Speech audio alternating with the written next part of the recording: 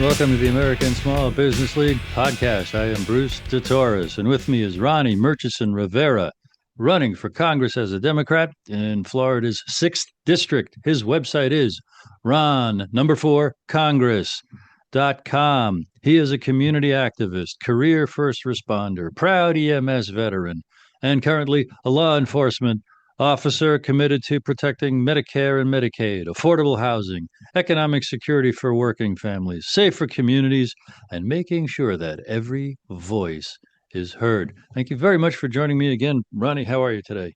I'm good. How are you, Bruce? I'm very well. For those Yeah. meeting you for the first time, I would like to ask, I want to learn all about you and your district and why you're running. I could ask questions along those lines, but I'll give you a chance to just you're very well practiced at this. How do you introduce these type of things? Yeah, of course, of course. Nice. Thanks for having me on again. It's always great talking to people like you because it gives me hope to change our future. But for those who don't know me, I'm Ronnie Murchison-Rivera. I'm running to be the next congressman for Florida 6th District here, currently held by Randy Fine. And I've been a people's person my entire life. I worked in the public, gave back to the community, and served the community my entire life. That's all I ever have done, and wish to continue doing that if so elected, coming up soon in November. I was born and raised in New York City. I think it's one of the strongest democratic cities we have in the entire country. That a lot of people like the diversity and the complex of New York City, but it's very good place that I called my home. While living in New York City since the age of 13, I started volunteering in my community, and that's where I met my wife at church, and we were volunteering at our church, helping out with food banquets and everything like that. And then I got into EMS because my godmother was worked in EMS, and I loved all the stories she was telling me. And so I joined the trauma troopers as a teenager, and I did that all the way to 18. And when I became 18, I got my EMT card. And from there to like 2017, when I moved to Florida, I worked at EMS most of my life. But in between those, I did a lot more things. Me and my wife started a nonprofit in New York City to help veterans and homeless people and people get insurance and food and Christmas toys. We did a lot giving back to the community. Also, I volunteered as a music teacher because in high school I went to I did little plays and I was into musicals, so I volunteered to do that for the local junior high school, and then I also got elected to the Parent Teacher Association vice president, and and I also got elected as a district education council, which is like a school board, but it wasn't paid; it was all volunteer. But that shaped my life to who I am now. And so when I moved down to Florida, I always wanted to do something different. So I got into law enforcement.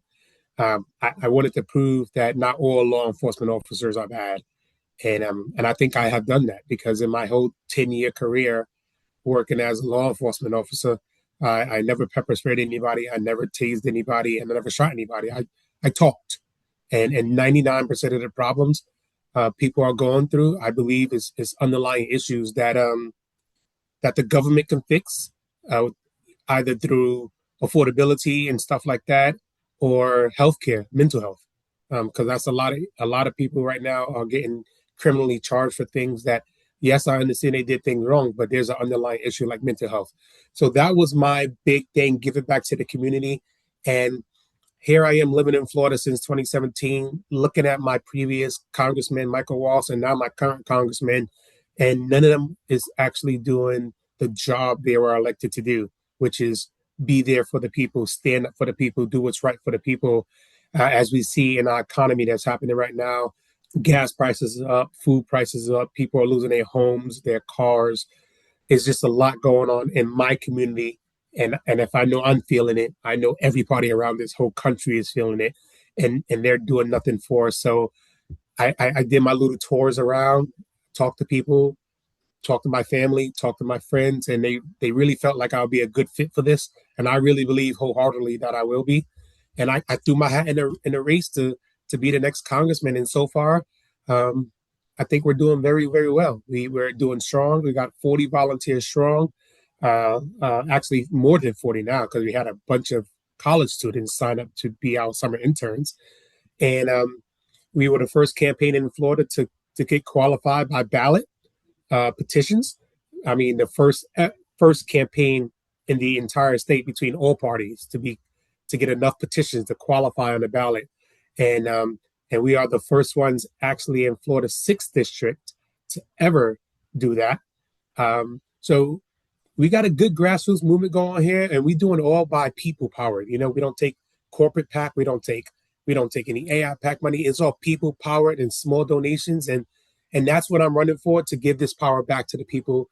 And that's why I'm so thankful for the American Small Business League, because we have to really think about our small businesses and our women when we go forward into this campaign. Wow, thank you. Do you have a primary between now and November? I do. One of my biggest primary opponents, I believe, in my opinion, has dropped out. So I believe we're the front runners right now.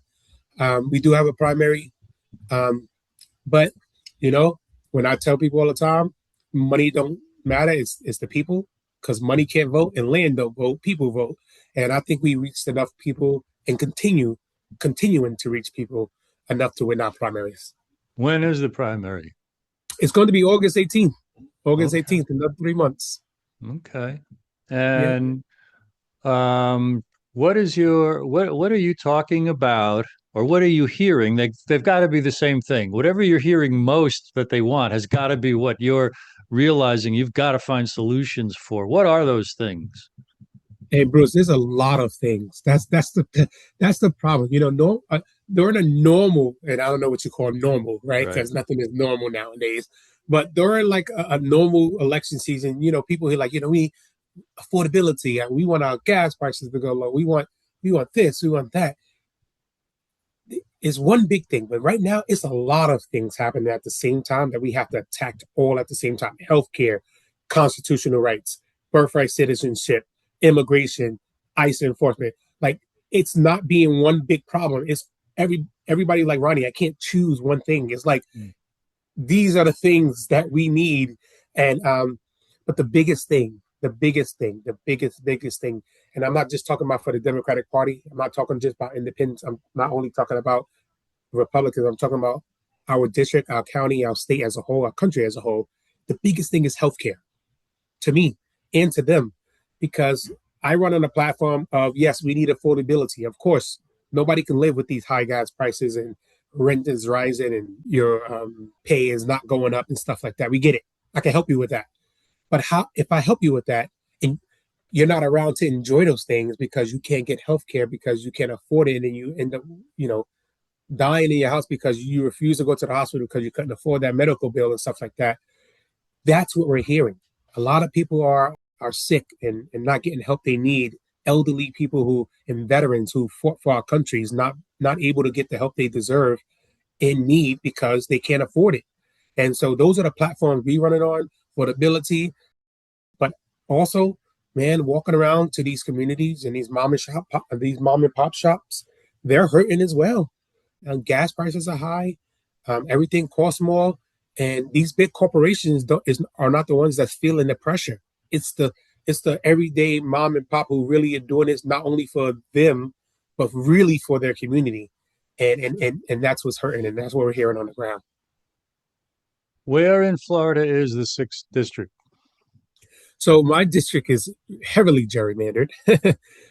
We have a big area. It goes from the Mount Dora area, which is 20 minutes north of Orlando. And it goes from there all the way to the almost end of St. Augustine on the east side. And then it goes west to Ocala, and it comes back down through Lake County, through Tavares, through Eustis, back into Mount Dora, to drive one way through my whole county. If I was to take even the highway route, 3 hours one way, six different counties. We're talking about Lake County, Volusia County, St. Johns County, Putnam County, Marion County, and Flagler County. And Right. it's huge. Yeah, and it's a snaky kind of trail, right? They're not just all the counties in not one nice clump, right? Nope, Right. Right. nope. Has it been all right? How long has it been configured like this, and how long has it been in the hand? What party is it in the hands of right now? So it's been Florida has been in the hands of the Republican Party for almost the last 30 years. Okay. And these maps that we're seeing right now have been gerrymandered since 2022.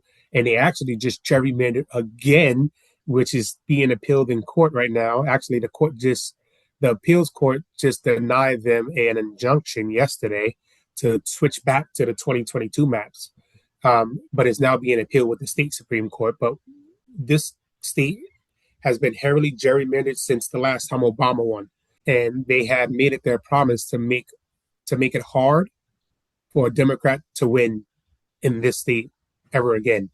And we're seeing it, and that's what they're doing. And so in 2022, they gerrymandered my district. Randy Fine, who was my current congressman, lives don't even live in the district that I'm running in. He lives 2 to 3 hours south. That should tell you how Florida is right now, because you have a representative who knows nothing about these 6 counties, not one out of six, none. And he lives 3 hours away from the southern part of the county, representing our area right now. And so we have a lot of work to do. But yeah, this is run by the Republican Party, and it's been like this for a while. And they continue to try to gerrymander, but I think it's going to bite them in the rear. What can you tell me about proposals, either specific or general, to attack, let's say, that primary problem, which is the cost of healthcare? So my goal, and this is my progressive goal, and there's a lot of progressive Democrats and candidates. My ultimate goal, I would like to see Medicare for all. That is my goal. That everybody should be covered by at least the most minimum basic fundamental human rights that we have.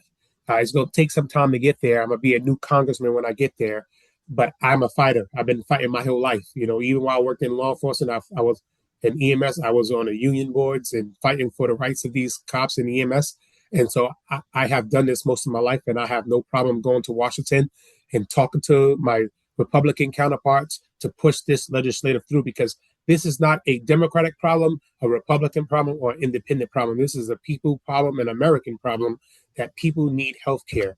And so until we can get to that Medicare for all, where I want to be, I think we need to, first of all, stop this one big ugly bill from being fully enacted in February of 2027. And then we need to put back these ACA credits and try to fix that system while we work towards a Medicare for all type of system. What story or two could you tell me that illustrates more about your approach and your skills and effectiveness in getting things done as part of a group or leading a group? I always go back to my New York roots because I worked in EMS for a long time. I saw a lot of things, but I was in charge of volunteer ambulance, getting people motivated, getting them out, training people, even here in Florida. Like, I can't pick one big scenario, because in my life, there's a lot of them. I worked in law enforcement. I was a field training officer, but I can tell you my biggest obstacle that I went through, that I overcome, was motor school as a deputy sheriff.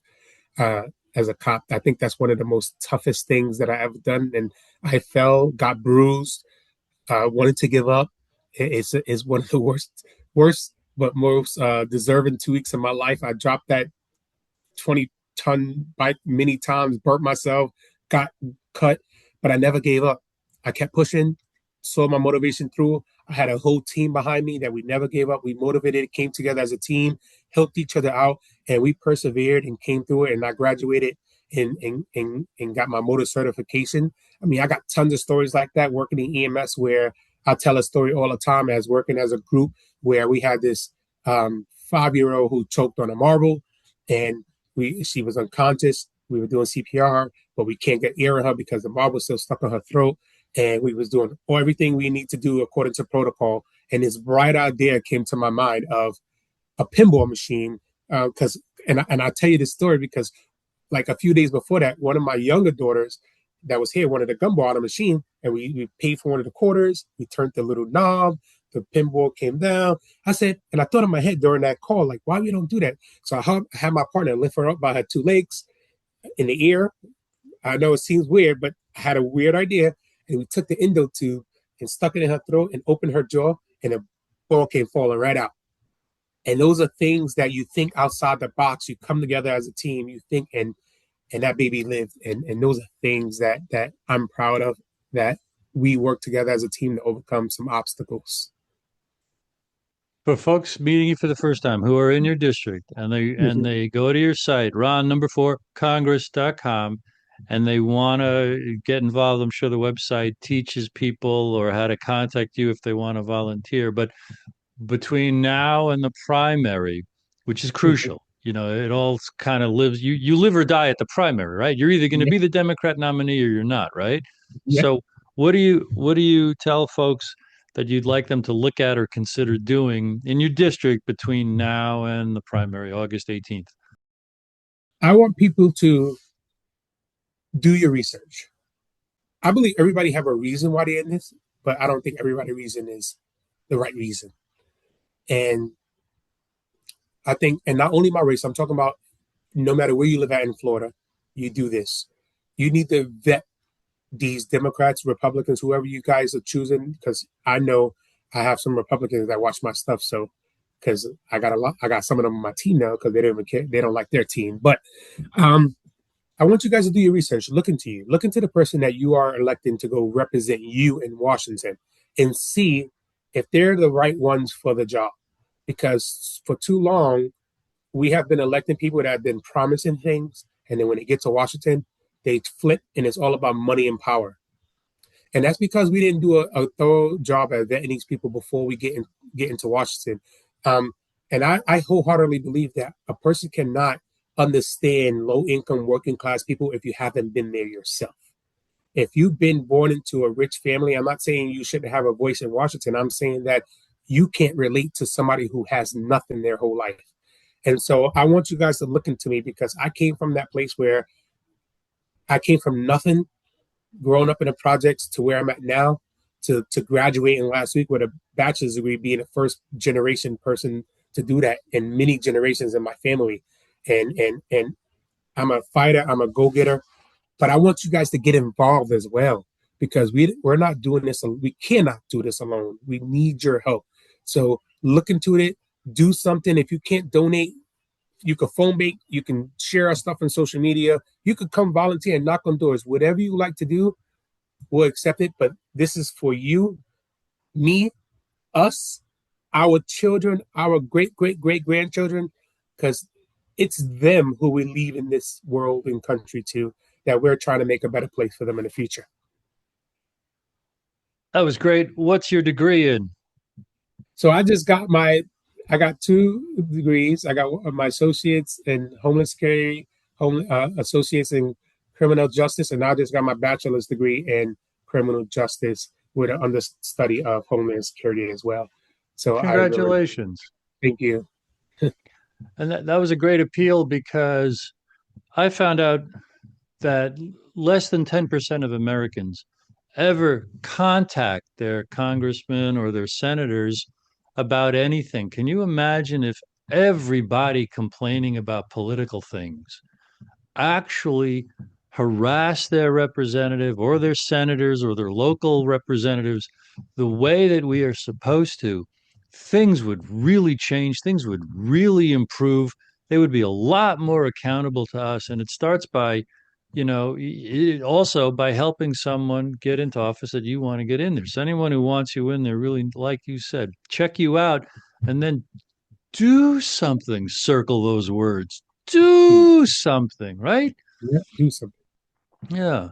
I want to tell you about the latest small business issues that I want to bring to your attention and ask you to vet and look into and get convinced so that you could start talking about them, Ronnie. As you know, we are nothing but a small business nation. And it's Yep. urgent to have someone who knows what you know and thinks like you do about real working people because the vast majority, something like 2/3 or 3/4 of all Americans are living paycheck to paycheck. And we are a small business nation, nothing but 99.9% of all businesses in America are small businesses with less than 500 employees. 98% have less than 100 employees. And We are supposed to get 23% of all federal contract dollars and spending, hundreds of billions of dollars are supposed to go to America's small businesses. It's a goal. 23% of the budgets should go to small businesses. And at our site, ASBL.com, people can see how for decades we have been showing that that never happens. Even though every year the SBA, Small Business Administration, which is responsible for this, says and tells us we met that goal, we passed that goal, everything's fine. No, it's simply not true. The 1/10 of 1% of all businesses that are big businesses are getting the vast majority of small business contracts. They're already big. They don't create new jobs. And now here's where it gets real specific. The government also has a goal that 5% of the federal contract dollars would go to women owned small businesses. It never meets that goal except twice in 30 years. What's the problem? It's this: women own 40% of all the businesses in America, and they sell what the government buys. There is no reason on earth that companies owned by men should get 95% of all federal contract dollars. It is May 27th, 2026, right now. A month ago, a bill in the Congress and an identical bill in the House was introduced that would abolish that woman-owned small business goal. It would also abolish the Minority Business Administration, the 5% goal that 5% of federal contracts ought to go to minority-owned small businesses. We are asking you, Ronnie, and everyone listening, to go to our Substack. And on May 21st, there's an article called Save Minority-Owned and Women-Owned Small Businesses.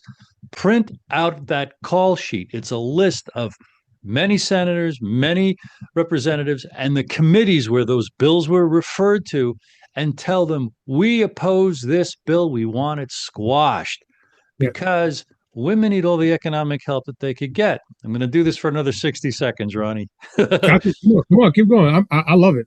Thank you. Men earn and save more than women.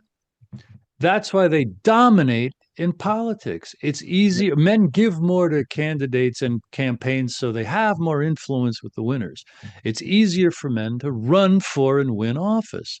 75% of all seats in the House, the Senate, every state legislature, every president's cabinet is held by men. Almost that many governorships. 90% of committee chair and party leadership positions are men. We need the entire human race in the councils of government. So every economic fairness that we can steer to women will help them compete and win office so that they can participate in the laws that govern our nation and in the executive positions that help us choose and do things that are for health, that are for prosperity, that are for peace, that are for negotiations with other countries to create a world of peace and far less war. Right. So that's what I encourage you to. I want to hear your thoughts about any and all of the above, Ronnie. Listen, we talked about this before. You know, I'm going to. I promise you again that my goal is to make sure that that does not get abolished, and actually we contribute more to small businesses and women-owned businesses, because I'm a fighter for women. I have my wife, my mom, my dad, my 3 daughters, and it's their future as well. And I don't know why this country has it in their head that women don't deserve as much as men, where they sacrifice more than I think we sacrifice in this country and in this entire world. So me telling you this right now, that when I get into Congress, one of my goals is to make sure that does not get torn down, but to strengthen it and make sure those dollars are being used for what we, the people in Washington, has allocated it to go to. And we're going to make sure that these big businesses that tries to hide under the guise of a small businesses get out of the realm of that and actually truly give this to actual small businesses so they can thrive and make these local communities better. I think that's one of the problems where we have to start giving back to the community and making sure that these small businesses thrive so the community can also thrive, and stop letting these big corporations suck all the profit out of everything.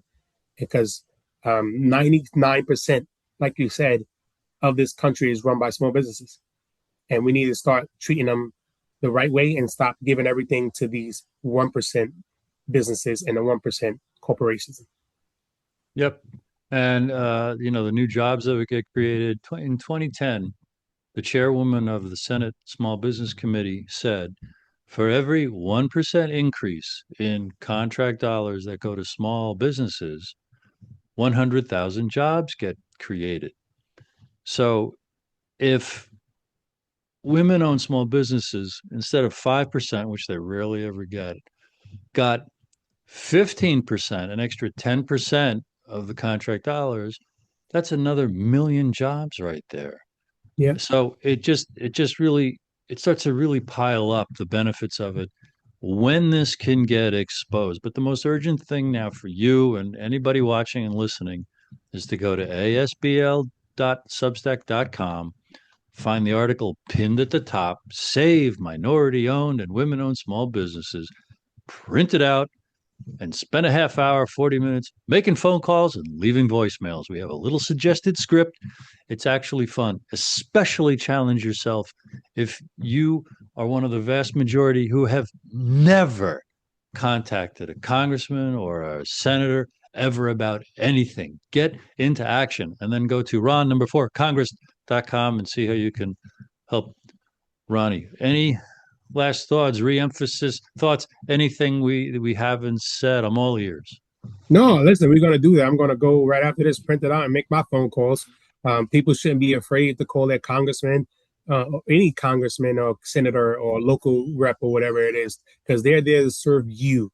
And I think everybody should have their local representative phone number if anything ever was to happen, and don't be scared to contact them. I'm very open. Everybody knows that I'm running on the platform that you can call me, text me, whatever, anytime.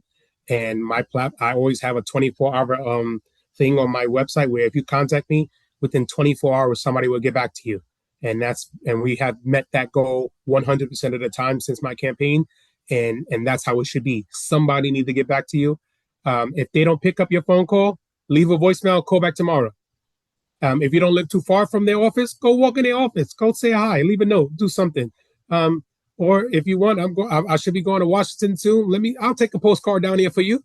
We're going to do something, but we got to make sure that we hold these elected officials accountable for what we elected them to go do in Washington, and not only in Washington, locally in your state and your county and local government as well. Very strong. Ronnie, thank you very much for your time today. I'm going to talk to you right after I kill this recording, which I'm going to do right now. I just want to thank everybody for watching and listening today.